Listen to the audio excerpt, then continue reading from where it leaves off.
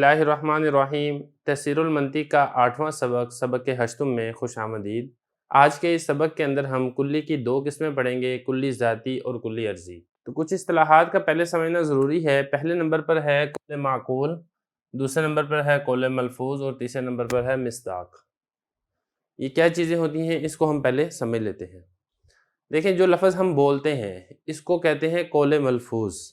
اب میں نے یہاں پر بولا منطق تو یہ قول ملفوظ ہے، میں نے اپنی زبان سے ادا کیا کتاب تو یہ قول ملفوظ ہے۔ اور جو لفظ بولا جاتا ہے اس کی صورت، اس کی شکل، اس کی حیت آپ کے ذہن کے اندر آتی ہے۔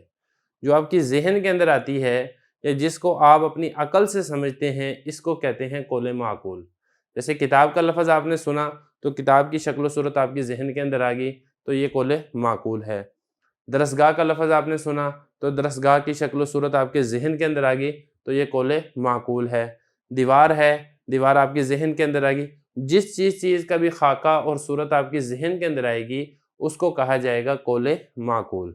تو قول ملفوظ جو زبان سے ادا کیا جائے، قول معقول جو آپ کے دماغ کے اندر ہو، آپ کے ذہن کے اندر ہو، اس کو کہا جائے گا قول معقول۔ اس کے بعد آگے خارج کے اندر اس چیز کا وجود، اس کو ہم کہیں گے کہ یہ اس کا مصداق ہے۔ مثال کے طور پہ کتاب ہے، ایک تو کتاب وہ ہے جو آپ اپنے زبان سے ادا کر رہے ہیں، یہ تو قول ملفوظ ہے۔ دوسرا، اس کتاب کی شکل و صورت آپ کے ذہن کے اندر آ رہی ہے، یہ قول معقول ہے۔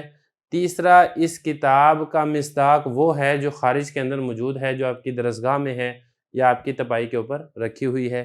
اسی طرح پنکھا ہے، جو آپ کے ذہن کے اندر پنکھے کا تصور آ رہا ہے یہ قول معقول ہے، جو خارج میں آپ کو پنکھا لٹکا ہوا نظر آ رہا ہے یہ اس پنکھے کا مصداق ہے۔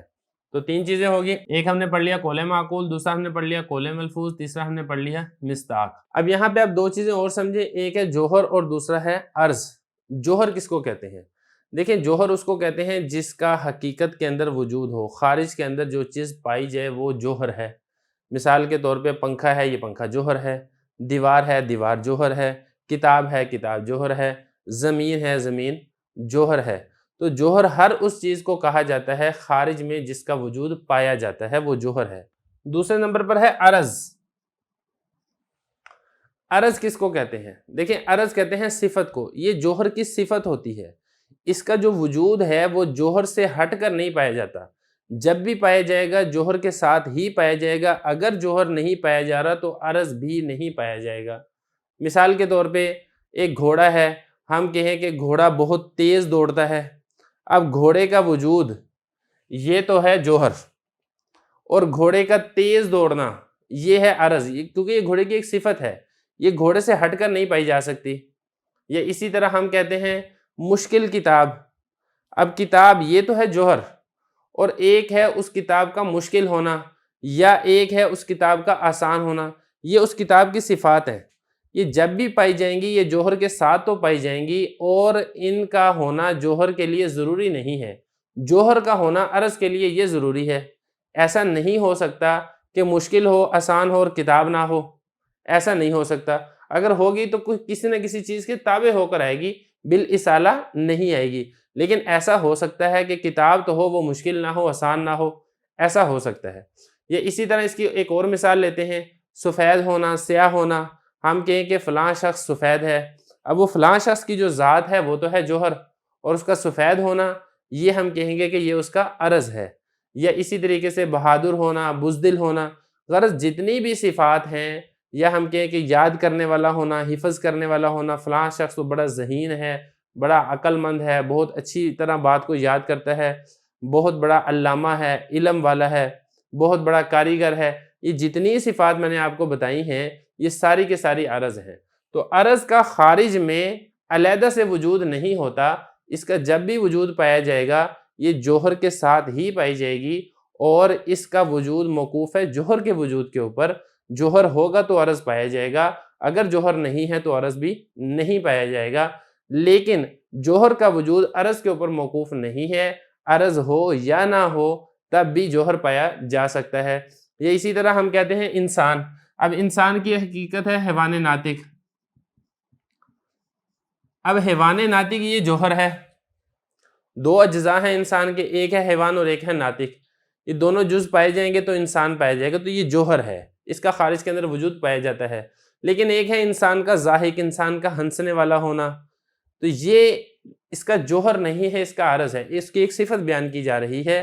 یہ تابع ہے حیوان ناطق کے، حیوان ناطق ہوگا تو پھر ضاحک ہوگا، اگر حیوان ناطق نہیں ہے تو پھر ضاحک بھی وجود نہیں ہے اس کا۔